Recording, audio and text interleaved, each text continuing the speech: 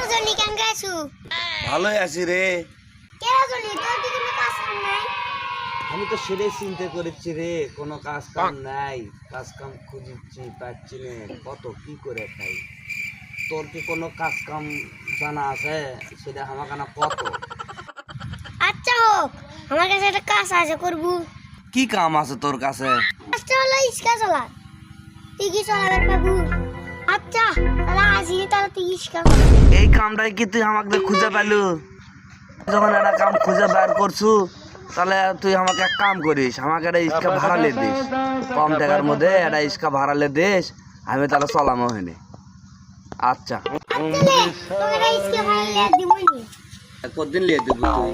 কালি লিয়ে দিবনি। আচ্ছা ঠিক আছে, তাহলে আমি কাল থেকে ইস্কাই চলাবার যাবো। আমি আর ইনকা করে বাড়িতে বসে থাকবো না, বুঝছো? আচ্ছা। আচ্ছা।